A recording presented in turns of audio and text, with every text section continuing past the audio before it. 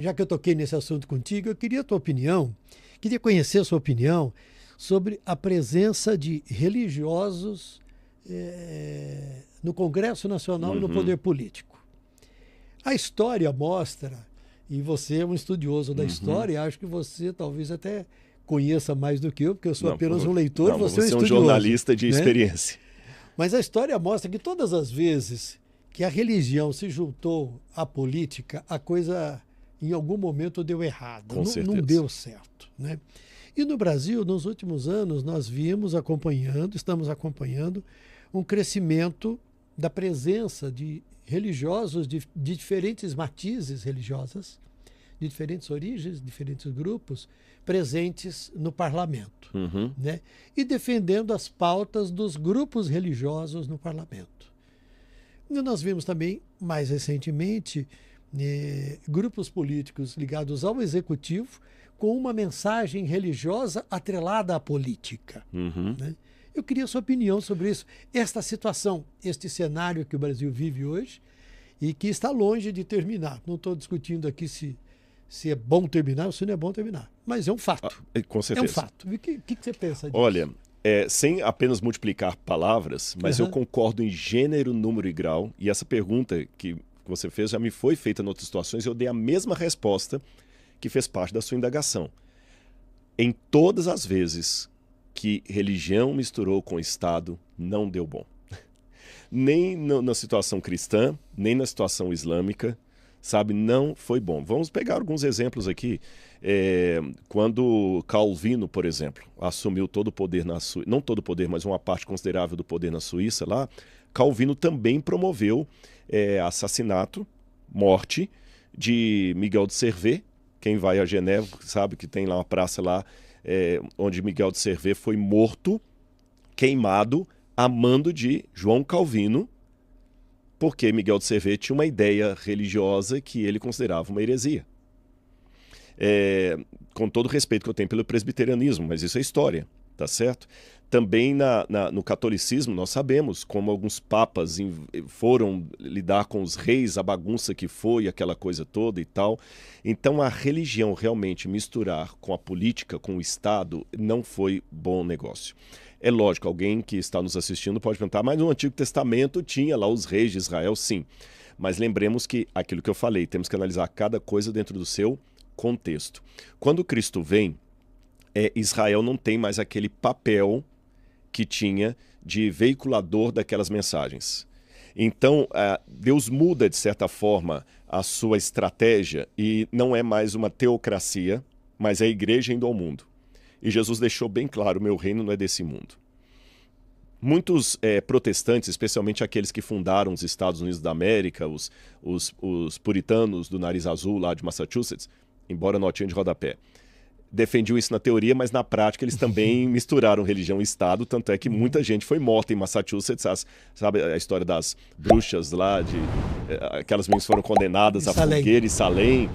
Quer dizer, então na teoria, pelo menos, na prática eles não foram tão fiéis à teoria, mas na teoria era a separação igreja e Estado. Roger Williams, por exemplo, dos pioneiros do movimento batista, separação igreja e Estado. Eu faço parte da Igreja Adventista do Sétimo Dia, que nós também temos como princípio a separação igreja e Estado. E vou dar até alguns exemplos patentes, não em detrimento a qualquer outra filiação religiosa, mas apenas para falar da cozinha, de onde eu pertenço.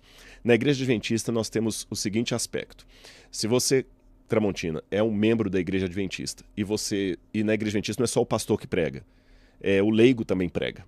Então você é um camarada, por ser jornalista, fala bem, e se você fosse membro de uma igreja adventista, certamente eles iriam colocar você na escala para pregar algum sábado na igreja. Certamente, porque nós temos jornalistas adventistas que pregam. Mas se você agora decidisse se tornar membro, candidato a vereador ou a prefeito da cidade, a igreja não vai fazer nenhum óbice, não vai lhe condenar, nenhuma censura, nem lhe recriminar, porém, por uma questão ética, durante o período da campanha e do seu mandato, você não assumirá mais o púlpito na igreja. Não é nenhuma represália, não é nenhuma condenação. Por quê? Porque vamos supor que o Carlos Tramontina, membro da Igreja Adventista X, se candidate pelo partido PU, vou inventar um partido, pelo partido PU. Mas na mesma igreja Tem um outro irmão que se candidata também pelo partido PA. E os dois são oposição. Para qual que eu vou dar o púlpito? E o risco de você fazer uma campanha eleitoreira no púlpito? E o púlpito é litúrgico, ele não é para isso. Então você não participará dos cargos da igreja, você não terá voz na igreja pública enquanto você for candidato. Se você perder a eleição, no dia seguinte você está pregando normalmente. Ou se você ganhar, mas acabou o seu mandato, você também tem voz pública. Então nós fazemos essa separação.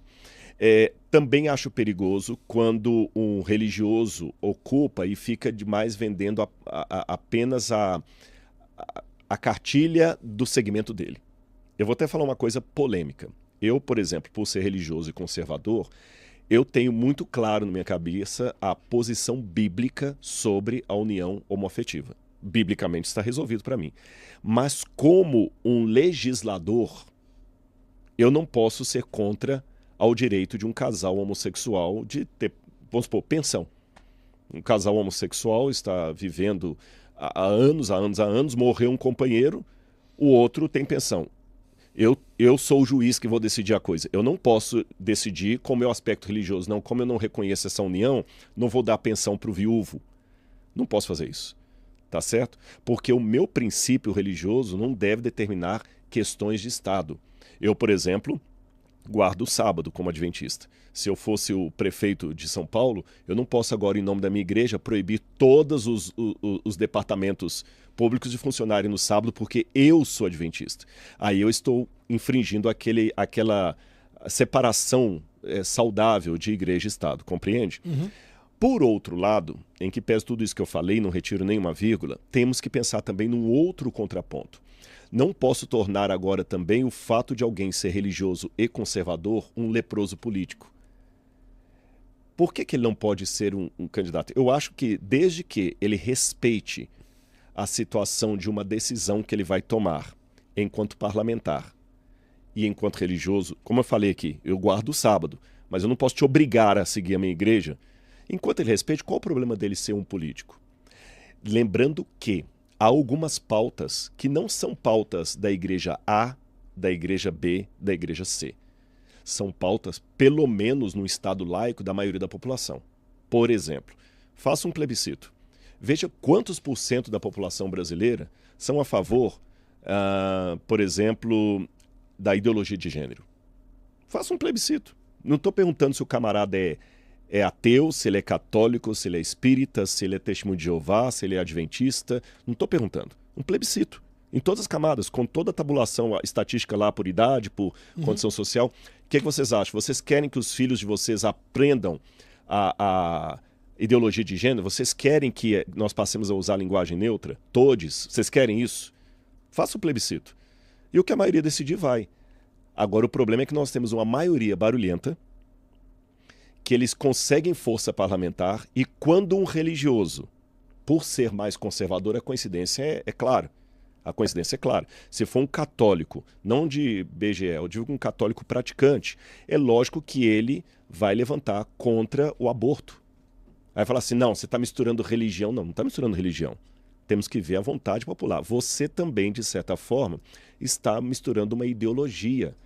Então, da mesma maneira que o religioso, para mim, tem o direito de ser político, sem colocar o segmento religioso dele como cartilha, o outro também não tem direito de ser político apenas para votar o que o segmento dele tem interesse. Lembrando que, acima do meu segmento, existem princípios morais, sem os quais... morais, eu não falei éticos. Morais, sem os quais a sociedade implode. Então, qual o direito que eu tenho do meu princípio moral ser maior que o seu, a ponto que eu posso colocar o meu só porque eu não sou religioso, e se você colocar o seu princípio, eu vou só porque você é religioso? Em que pese tudo isso, eu digo que aqueles parlamentares que são religiosos têm que tomar o cuidado dobrado, justamente pelo que eu disse no início da nossa conversa. Erros em nome de Deus são mais caros.